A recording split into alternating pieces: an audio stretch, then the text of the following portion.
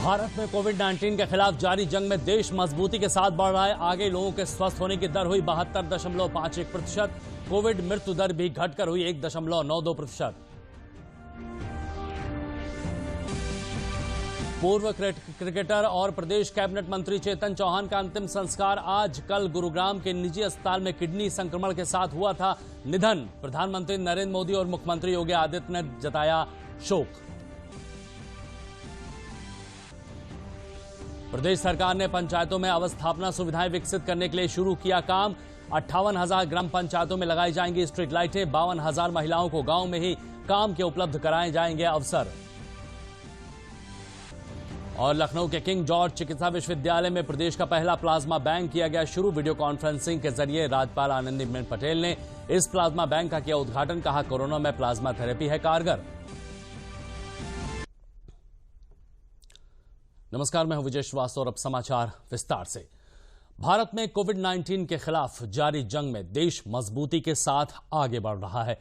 भारतीय चिकित्सा अनुसंधान परिषद के मुताबिक देश के कोविड-19 के 16 अगस्त तक 3,41,400 टेस्ट किए गए हैं, जिनमें से 16 अगस्त को 7,31,697 कोविड-19 के टेस्ट हुए हैं।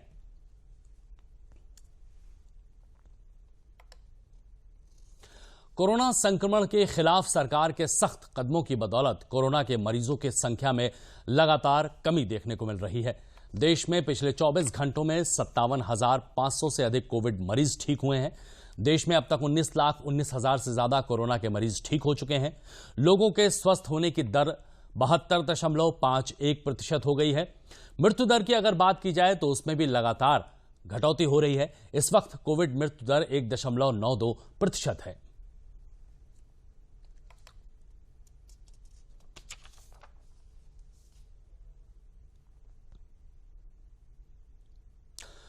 सुप्रीम कोर्ट ने नीट और जेईई परीक्षा के आयोजन के खिलाफ दायर याचिका को खारिज करते हुए परीक्षा आयोजन को अनुमति दे दी है। जस्टिस अरुण मिश्रा की पीठ ने मेडिकल प्रवेश परीक्षा नीट और इंजीनियरिंग प्रवेश परीक्षा जेईई मेंस को स्थगित करने की मांग वाली याचिका को आज खारिज कर दिया। याचिका में कोविड-19 संक्रमण के बढ़ते मामलों के चलते सितंबर में प्रस्तावित जेईई मेन और नीट यूजीसी परीक्षाओं को टालने की मांग की गई थी। जेईई परीक्षा 1 सितंबर से 6 सितंबर तक आयोजित की जाएगी। वहीं नीट परीक्षा 13 सितंबर को आयोजित की जाएगी। 11 राज्यों के 11 छात्रों ने देश में तेजी से बढ़ रहे कोविड-19 महामारी के मामलों को देखते हुए जेईई मेन और नीट यूजीसी परीक्षाएं स्थगित करने के अनुरोध के साथ सुप्रीम कोर्ट में याचिका दायर की थी।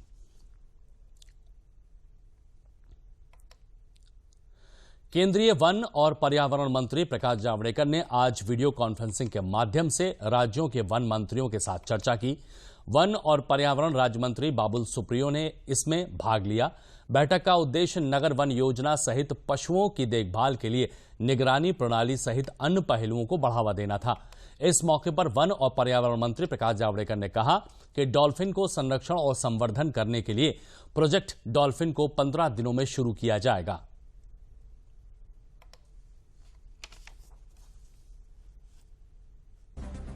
और प्रधानमंत्री जी का आदेश है, हम आने वाले 15 दिन में उसकी पूरी रूपरेखा तैयार करेंगे, टाइमलाइन तैयार करेंगे और डॉल्फिन जैसा एक अच्छा एक तरह से जो मछली के प्रजाति में है लेकिन वो अलग ही है डॉल्फिन, तो डॉल्फिन को संरक्षण और संवर्धन करने का कार्यक्रम हम 15 दिन में सुनिश्चित करके सबके सामने रखेंगे। केंद्रीय पर्यावरण मंत्री प्रकाश जावड़ेकर ने कहा कि वित्त आयोग ने वनों के लिए आवंटन को 7% से 10% कर दिया है। उन्होंने कहा कि कैंपा फंड का 80% वन संरक्षण के लिए इस्तेमाल किया जाएगा।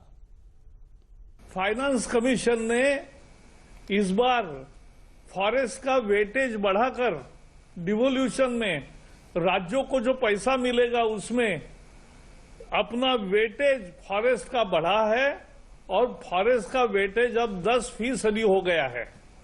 सो 10%, अर्लियर इट वॉज 7%, 3% से वो बढ़ा है। इसका मतलब फॉरेस्ट को अब ज्यादा पैसे मिलने चाहिए, मिलेंगे अगर राज्य सरकार खुद के पैसे लगाएगा तो। सूचना और प्रसारण मंत्रालय में सचिव अमित खरे ने 16 जनवरी से 31 जनवरी के बीच मंत्रालय में चलाए गए स्वच्छता पखवाड़ा 2020 में उत्कृष्ट योगदान देने वाले मंत्रालय के विभिन्न विभागों को स्वच्छता पखवाड़ा पुरस्कार 2020 से सम्मानित किया है। इसके तहत भारतीय जनसंचार संस्थान IMC को प्रथम, DD न्यूज को दूसरा, प्रेस इंफॉर्मेशन ब्यूरो यानी PIB को तीसरा स्थान मिला है। इस अवसर पर सूचना और प्रसारण मंत्रालय में सचिव अमित खरे ने पुरस्कार प्राप्त करने वाले विभागों को बधाई दी और कहा है कि स्वच्छ भारत अभियान में मंत्रालय की महत्वपूर्ण भूमिका रही है। मंत्रालय ने अपने तमाम विभागों के जरिए समाज में स्वच्छता की एक अलग जगाई है।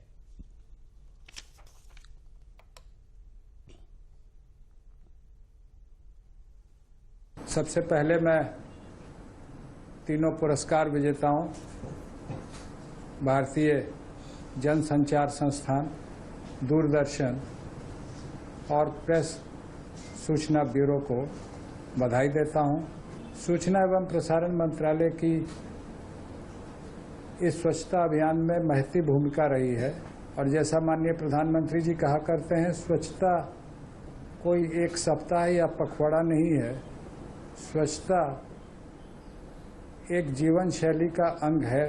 वर्षों वर्षों तक हमें अपनी जीवन शैली का अंग बना के इसे रखना है। उत्तर प्रदेश के कैबिनेट मंत्री और पूर्व क्रिकेटर चेतन चौहान का अंतिम संस्कार आज किया जाएगा। कोरोना संक्रमित पाए जाने के दौरान जारी इलाज में किडनी में संक्रमण की वजह से कल उनका निधन हो गया था।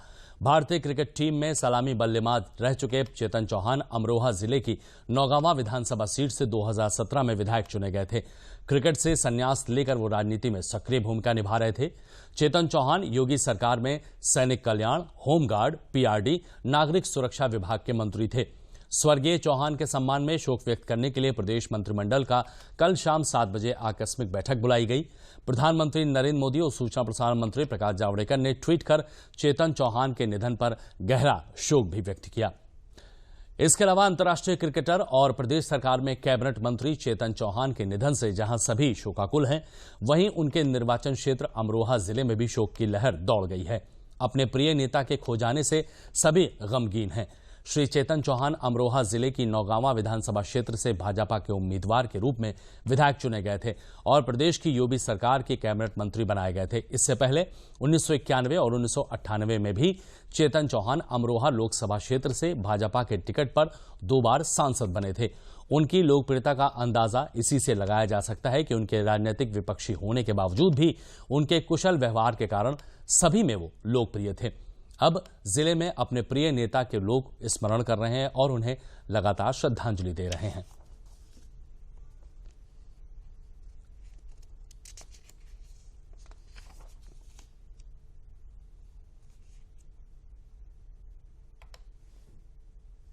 उनका यहाँ कार्यकर्ताओं में और जनता में इतने लोकप्रिय थे, इतना प्रेम था कि मैं समझता हूँ यहाँ के कार्यकर्ता के दिमाग में वो बिल्कुल अमर हो गए। और जो हमारे ये जिला ही नहीं, विधानसभा ही नहीं, प्रदेश के लिए और राष्ट्र के लिए इतनी बड़ी क्षति है कि संभवतः वो पूरी ना हो पाए। ऐसे महान आत्मा वो आए थे जिसका कोई गुणगान शब्दों में नहीं किया जा सकता और मैं मानता हूँ ऐसे पुरुष कभी कभी पैदा होते हैं। चेतन चौहान जी की मौत की खबर मिलने के बाद में हो सकता है कि अमरोहा वासियों को एक बड़ी दुख की खबर है। उन्होंने जहां राजनीतिक जीवन से पहले खेल की दुनिया में नाम कमाया है, लेकिन राजनीतिक दुनिया में जिस तरह से शालीनता के साथ एक लंबी पारी खेली है और जिस शालीनता के स्वभाव के साथ साथ उन्होंने समाज के बीच में रहे, उसकी अल्फाजों से तारीफ नहीं की जा सकती। लेकिन मैं खुद भी अपने आप को कहीं मुकदौना महसूस करता हूँ इस मामले में। उनकी क्षति अमरोहा के साथ साथ देश की बड़ी क्षति है। चेतन चौहान जी की मृत्यु का सुनकर व्यथित हूँ, मन को पीड़ा है।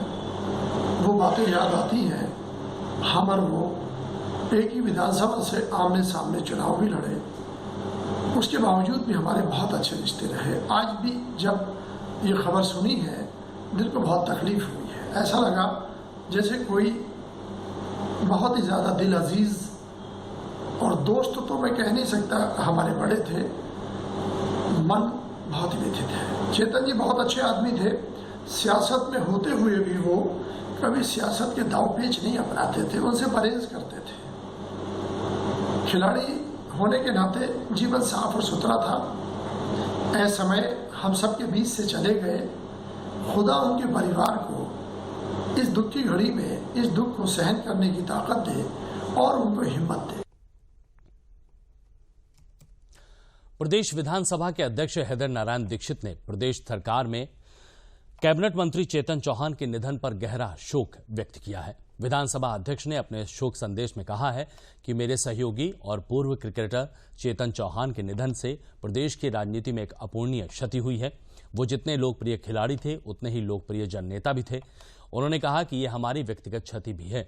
श्री दीक्षित ने ईश्वर से प्रार्थना भी की कि वो दिवंगत आत्मा को चिर शांति और शोकाकुल परिवार को अपार दुख को सहन करने की शक्ति प्रदान करें। प्रदेश मंत्रिमंडल के लोकप्रिय सदस्य, उत्तर प्रदेश विधानसभा के प्रतिष्ठित सदस्य विधायक श्री चेतन चौहान के असामयिक निधन से मुझे व्यक्तिगत रूप से बहुत पीड़ा हुई है।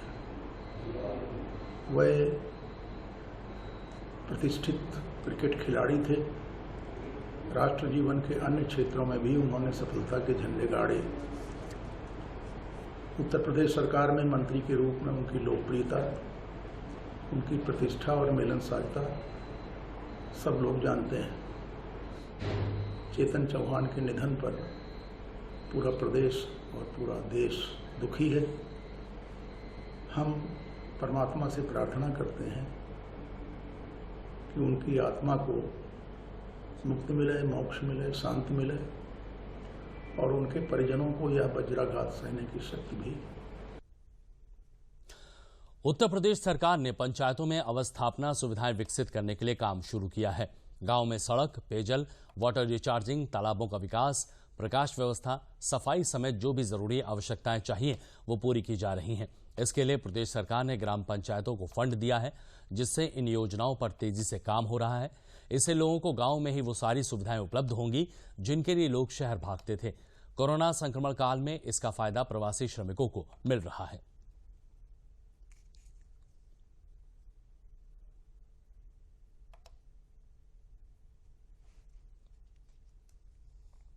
गांव में जो अवस्थापना सुविधाएं हैं, पंचायत भवन, सड़क, पेयजल की व्यवस्था, हर घर में नल से जल देने की व्यवस्था, वाटर रिचार्जिंग, हर गांव में एक तालाब विकसित किया जाए जो वेस्ट स्टेबलाइजेशन पॉइंट की तरह काम करे, यानी लिक्विड वेस्ट मैनेजमेंट में काम करे। यानी गांव में फिजिकल अवस्थापना सुविधाओं का विकास और स्वयं सहायता समूहों के माध्यम से आर्थिक गतिविधियों को तेज करना, ये एक मेन फोकस है। और इसी क्रम में 18 जिले के 204 विकास खंडों में ICDS का जो टेक होम राशन पुष्टाहार जिसे हम कहते थे वो सप्लाई करने का काम सेल्फ हेल्प ग्रुप को मिल रहा है और वो अपने आप में एक 1200 करोड़ का टर्नओवर है।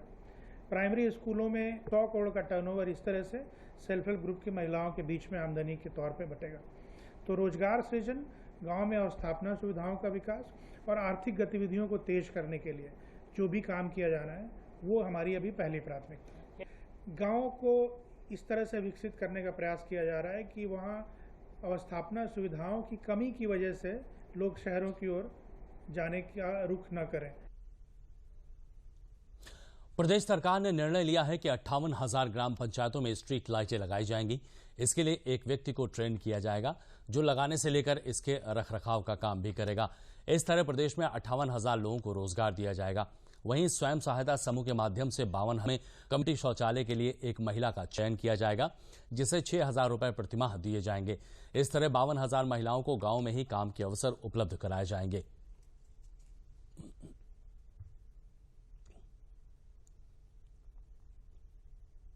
प्रदेश सरकार ने पंचायतों में एक निर्णय लिया है कि हम स्ट्रीट लाइट लगाएंगे, शहरों की तर्ज पे LED स्ट्रीट लाइट पंचायत में लगाएंगे, जिसके लिए एक्सप्रेशन ऑफ इंटरेस्ट इनवाइट किया गया है। तो अब इसमें एक तरफ हम लोग ये कर रहे हैं कि हर गांव में एक आदमी को इलेक्ट्रीशियन और LED लाइट में थोड़ी दक्षता की ट्रेनिंग दी जाए। तो यहाँ पे 58,000 पंचायतें हैं, ऐसे लोगों को इसमें समायोजित किया जा सकता है, एक स्थायी रोजगार सृजित किया जा सकता है। कम्युनिटी शौचालय जो निर्माण किए गए हैं उसमें सरकार ने एक आदेश जारी किया है कि हर पंचायत में एक महिला को स्वयं सहायता समूह के माध्यम से इंगेज किया जाए और उनको 6,000 रुपये मासिक तनख्वाह दी जाए। तो ये अपने आप में एक 52,000 रोजगार इधर सृजित करता है। तो ये अवस्थापनाएं, सुविधाएं लॉन्ग टर्म सस्टेनेबल एम्प्लॉयमेंट भी क्रिएट करेंगे गाँव में। कोरोना संक्रमित मरीजों के उपचार के लिए लखनऊ के किंग जॉर्ज चिकित्सा विश्वविद्यालय ने बड़ा कदम बढ़ाते हुए ट्रांसफ्यूजन मेडिकल मेडिसिन विभाग में उत्तर प्रदेश का पहला प्लाज्मा बैंक शुरू किया है। वीडियो कॉन्फ्रेंसिंग के जरिए राज्यपाल आनंदीबेन पटेल ने इस प्लाज्मा बैंक का उद्घाटन किया। इस मौके पर उन्होंने कहा कि कोरोना में प्लाज्मा थेरेपी कारगर है। इस मौके पर कुलपति lieutenant general doctor Vipin Puri ने बताया कि इस प्लाज्मा बैंक में प्लाज्मा दानकर्ता द्वारा दान किए गए प्लाज्मा को स्टोर करने और इसके नमूने को एकत्रित करने के साथ ही अन्य सरकारी और गैर सरकारी अस्पतालों को दिए जाने की सुविधा उपलब्ध होगी।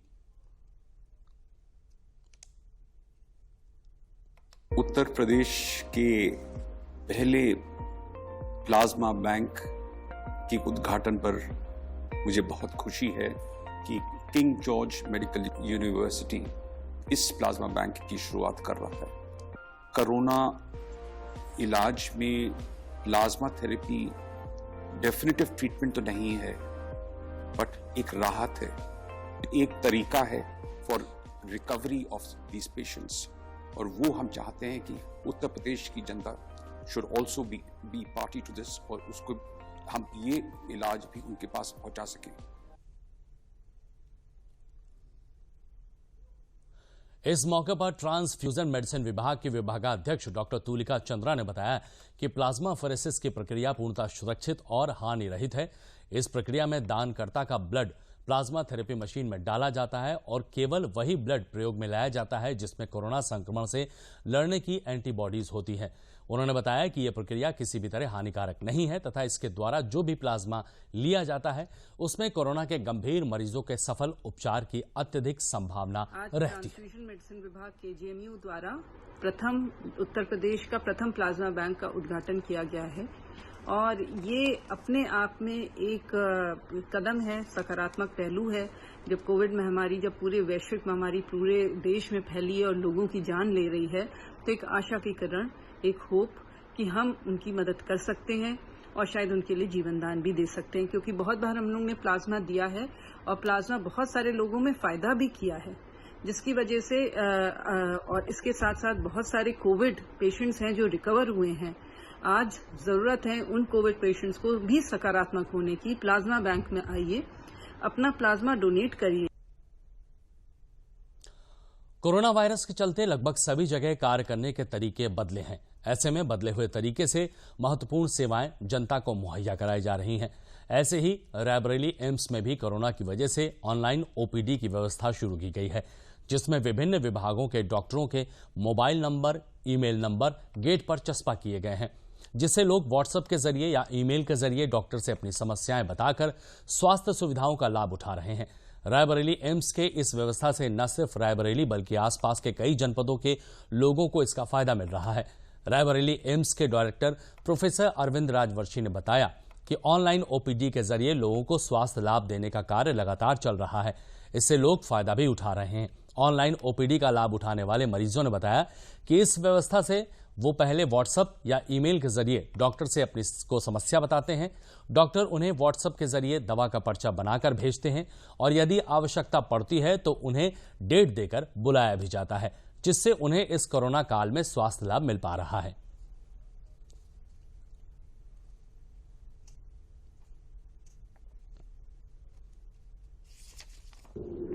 कोरोना के टाइम देखिए टेलीकंसल्टेशन में ऑनलाइन जो हमारी सुविधा है उसमें सबसे पहले हम मेडिसिन एक प्रेस्क्रिप्शन लिख के पेशेंट को भेज रहे हैं, ठीक है।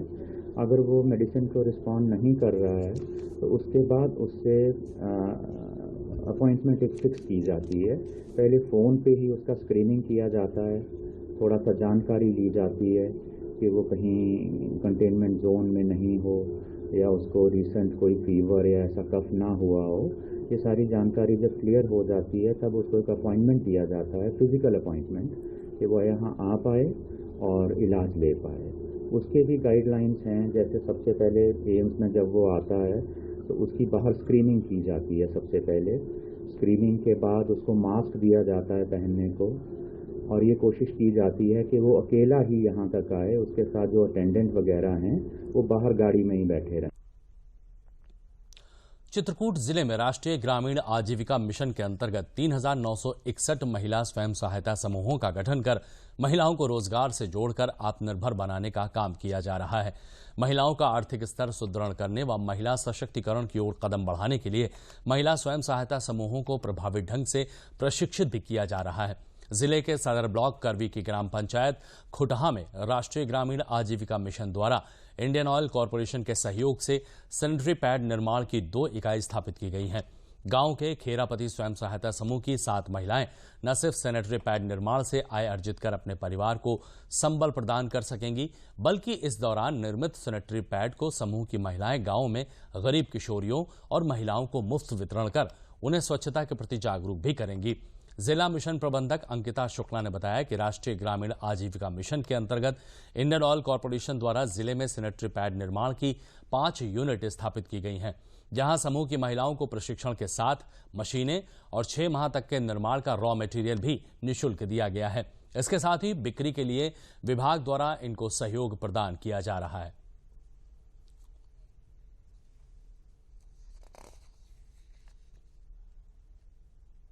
में हम 7 लोग काम कर रहे हैं, जिसमें कि जो अभी ये माल मिला है तो सरकार की तरफ से मिला है। 6 महीने तक हम इसमें करेंगे। जो ये वो होगा तो हम किशोरियों को देंगे, गांव की महिलाओं को देंगे, जागरूक करेंगे। अभी तक महिलाएं जागरूक नहीं थी, नहीं जानती थी। अब ये सैनिटरी नैपकिन हम बनाएंगे, गांव की दीदियों को देंगे, स्कूल भिजवाएंगे, बालिकाओं को देंगे, सब जगह भिजवाएंगे। लेकिन हम ऐसा काम करते थे कि मतलब गांव में अपने खेती किसानी मजदूरी वगैरह करते थे, मतलब नरेगा में। लेकिन अब जिस दिन से मशीन आ गई है तो लेकिन सरकार की तरफ से हमारी बहुत अच्छी सुविधा की है कि हम अपना घर परिवार चला लेंगे, अपनी ड्यूटी करके अपने बच्चे खिला लेंगे। हम सरकार ने हमारा अच्छा किया हमारे साथ, गरीबों के साथ। इसमें इंडियन ऑयल कॉरपोरेशन और आजीविका मिशन की मदद से इस यूनिट को स्थापित किया गया है। यहाँ पे एक ग्राम पंचायत खुटहा में 2 यूनिट स्थापित की गई हैं, जिसमें पूरी फंडिंग इंडियन ऑयल कॉरपोरेशन की मदद से ये मशीन जो आप देख रहे हैं ये मशीनें हैं, और इन्हीं के हम इंजीनियर आके हमारे स्वयं सहायता समूह की दीदियों को इन्होंने ट्रेनिंग दी है, और इसके बाद ये दीदियाँ इससे प्रोडक्शन करके सैनिटरी नैपकिन पैड बनाकर हमारे स्वयं सहायता समूह की दीदी और किशोरी जो हमारे गाँव में रहती हैं, जो इसके बारे में अभी ज़्यादा जागरूक नहीं है, उनको जागरूक करेंगी, उन तक ये पहुँचाएंगी, जिससे कि उनको इससे होने वाली बहुत सी बीमारियों से बचाया जा सके। अलीगढ़ में डिफेंस कॉरिडोर के शिलान्यास की तैयारियों को लेकर मुख्य कार्यपालक अधिकारी अवनीश कुमार अवस्थी के नेतृत्व में यूपीडा की टीम 2 दिवसीय दौरे पर रविवार को अलीगढ़ पहुंची। खैर रोड स्थित अंडला में प्रस्तावित जमीन का मौका मुआयना किया जाना है। सरकार नींव रखने से पहले यहां सड़कों का निर्माण व बिजली के लिए सब स्टेशन की स्थापना करने की तैयारी में है। मौके पर सभी विभागों के अधिकारी मौजूद थे। इस दौरे के बाद ही पूरा ड्राफ्ट तैयार होगा। टीम ने जिला स्तरीय अफसरों के साथ बैठक भी की है। केंद्र सरकार अलीगढ़ समेत यूपी के 6 जिलों में डिफेंस कॉरिडोर विकसित कर रही है। उन्होंने बताया कि बहुत जल्द ही कार्य शुरू कर दिया जाएगा। 11 कंपनियों को भूमि आवंटित कर दी गई है। लगभग 2,500 लोगों को शुरुआत में रोजगार भी मिलेगा।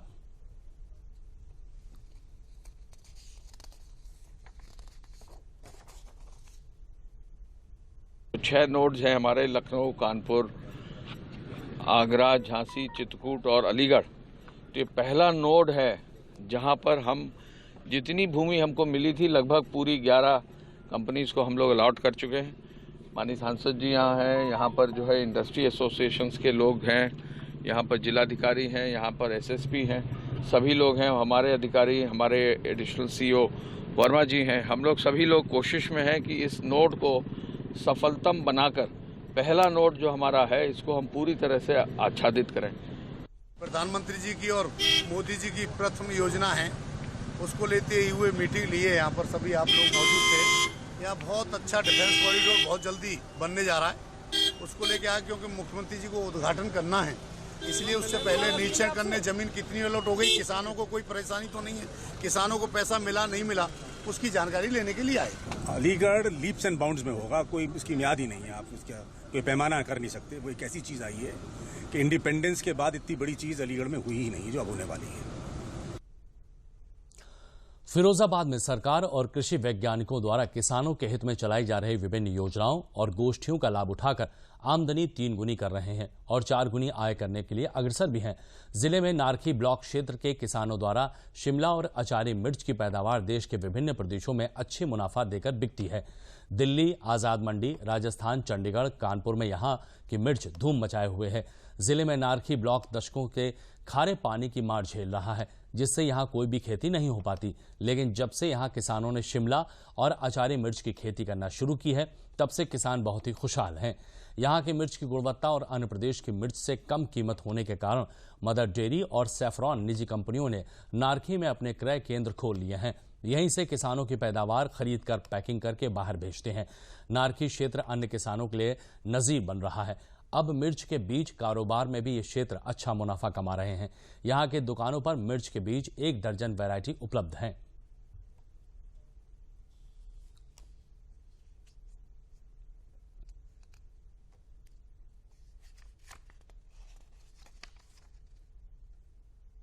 जनपद है वो मुख्यतः आलू और बाजरा की खेती के लिए जाना जाता है, परंतु हमारे जो नारखी क्षेत्र के जो किसान भाई हैं उन्होंने कुछ इनोवेटिव पहल करते हुए यहाँ पे उन्होंने अपने खेतों में शिमला मिर्च और अचारी मिर्च की जो खेती करी है, उसकी वजह से आज उनका जो लिविंग स्टैंडर्ड है, जो लाइफस्टाइल है, वो बहुत ज़्यादा सुधार है उसमें। और अब यहाँ तक आलम है कि हमारे यहाँ पे डायरेक्ट मार्केटिंग भी हो रही है, कंपनीज आ रही हैं और APMC एक्ट में जो अमेंडमेंट हुए हैं उसकी वजह से वो उसका फ़ायदा उठाते हुए डायरेक्ट मार्केटिंग भी हो रही है उनके जो प्रोडक्ट्स हैं। यहाँ के जो किसान हैं उन्होंने एक फार्मर प्रोड्यूसर ग्रुप भी बनाया है, तो कुल मिला के वहाँ पे एक समृद्धि का माहौल है जो नारखी में है। जी, मेरा नाम ललित कुमार सैनी, नारखी से हूँ और यहाँ शिमला मिर्च और अचारी मिर्च काफ़ी समय से लगाई जा रही है। तो इसमें जो इस खेती के अपनाने में जो श्रेय जाता है वो सरकार द्वारा जो भी योजना है उनको, और विकास भवन में जो DD साहब हैं, DO साहब हैं, उनके समय समय पर दिशा निर्देश, और प्राइवेट सेक्टर में जो भी कंपनियां हैं उनके जो अच्छे पोस्ट पर जो व्यक्ति हैं, तो उनके सानिध्य में इस खेती को पहले से जब अपना रहे थे, इनकी अनुपस्थिति में तब इतना बेनिफिट नहीं मिल पा रहा था। आज इनके यहाँ आने से इस खेती में कम से कम जो लागत नहीं निकल पा रही थी, वो लागत निकालने के बाद आज यहाँ का किसान खुशहाल है, उसके चेहरे पर खुशी है। सन 89 में यहाँ रियासत अली जो सिरसागंज से आए, उन्होंने राजपाल सिंह जी के यहाँ पे पहली बार शुरुआत की और उसको लेकर के हम मंडी सिरसागंज जाया करते थे। जब बहुत ज़्यादा लोग इससे जुड़े तो इसको दिल्ली लेकर के हम लोग गए थे, तो वहाँ जाके शिमला मिर्च की शुरुआत 91 से हुई और आज इसको एक ऐसा साधन बन गया है, शिमला मिर्च और अचारी मिर्च को पहचान बनी है। जनपद फतेहपुर जहां कृषि के क्षेत्र में बेहतर पैदावार के साथ वैज्ञानिक पद्धति से कृषि अपनाकर तेजी से विकास के क्रम में आगे बढ़ रहा है, वहीं जनपद के किसान गेहूं धान की परंपरागत कृषि को छोड़कर केले की कृषि की ओर रुख कर रहे हैं। जनपद के उन्नतिशील किसान रमेश पटेल भी इन्हीं किसानों में से एक हैं, जिन्होंने गेहूं धान की परंपरागत कृषि छोड़कर केले की कृषि अपनाकर अपनी आय को दोगुना कर लिया है। केले की कृषि के बारे में जानकारी देते हुए रमेश पटेल ने बताया कि केले की कृषि करने में मुनाफा अच्छा है। जहां सरकार द्वारा संचालित विभिन्न सरकारी योजनाओं के संचालन से कृषि सुगम हुई है, वहीं केले की फसल देखरेख और सही मार्गदर्शन से अच्छी पैदावार दे रही है। जिला उद्यान अधिकारी राम सिंह यादव ने बताया कि फतेहपुर में केले का क्षेत्रफल 8,500 हेक्टेयर है। जनपद के किसान केले की कृषि करके सुनिश्चित तौर पर अपनी आय को दोगुना कर रहे हैं। उद्यान विभाग का प्रयास है कि नित नई योजनाओं का लाभ किसानों को मिले, जिससे वो देश के विकास में योगदान दे सकें।